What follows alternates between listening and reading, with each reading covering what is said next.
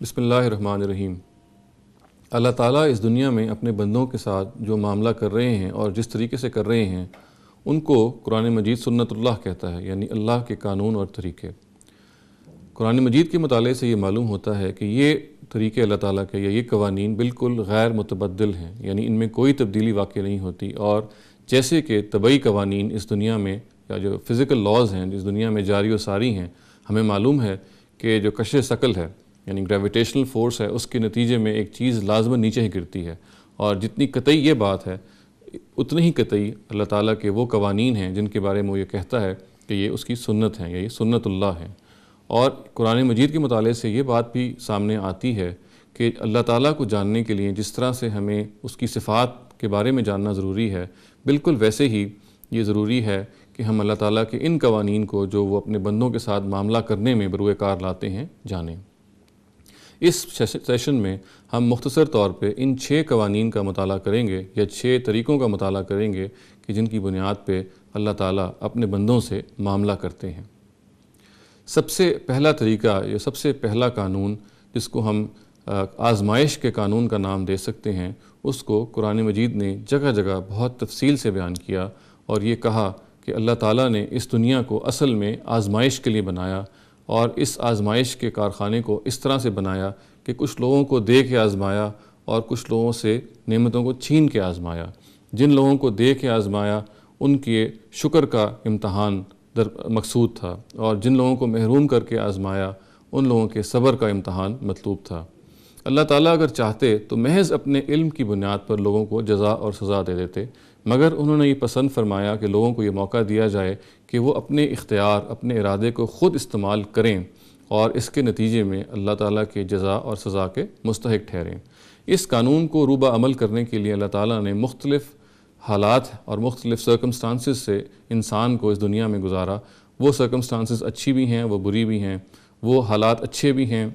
وہ حالات برے بھی ہیں، مگر سب حالات کا بنیادی مقصد انسان کی آزمائش ہے۔ گویا یہ ایک قاعدہ کلیہ ہے، اس سے کوئی استثناء نہیں، کوئی شخص اس آزمائش کے قانون سے مستثنیٰ نہیں۔ ہم سب کو کسی نہ کسی شکل میں اس آزمائش سے گزرتے رہنا ہے، اور اگر ہم اس کا ادراک کر لیں گے تو ہمارے اندر ایک خاص طرح کی طمانینت پیدا ہوگی، ایک خاص طرح کا سکون پیدا ہوگا، اور ہم اللہ تعالیٰ کے فیصلوں پر راضی رہنا سیکھیں گے۔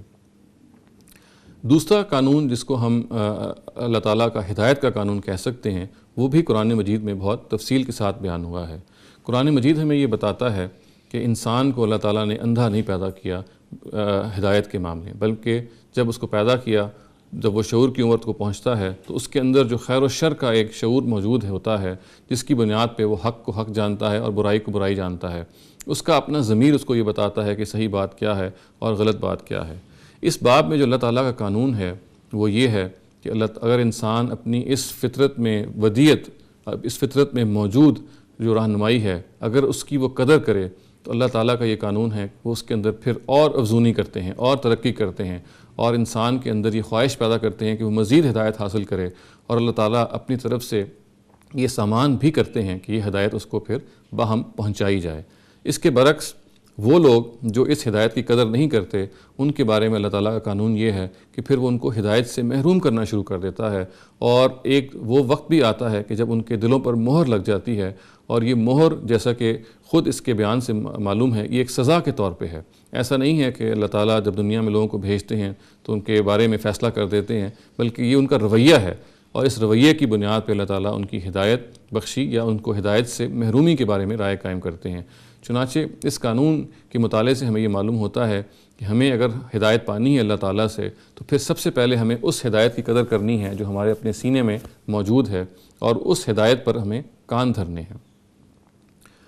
تیسرا قانون جو اس ضمن میں ہمارے سامنے قرآن مجید کے مطالعے سے آتا ہے وہ یہ ہے کہ جو اللہ تعالیٰ نے شریعت ہمیں دی ہے وہ ہماری فطرت سے بالکل ہم آہنگ ہے۔ ان کے اس شریعت کے اندر کوئی ایسا حکم موجود نہیں جو ہمیں کسی ایسی مشکل میں ڈالے جو ہماری اپنی حد وسع سے زیادہ ہو۔ ہم اس کو ٹیکنیکل ٹرم میں یہ کہتے ہیں کہ اللہ تعالیٰ کا دین ہمیں کبھی تکلیف مالا یطاق نہیں دیتا، گویا کہ کوئی ایسی تکلیف نہیں دیتا جس کو، یا کوئی ایسا حکم نہیں دیتا جو ہمارے لیے جس کو پر عمل کرنا مشکل ہو۔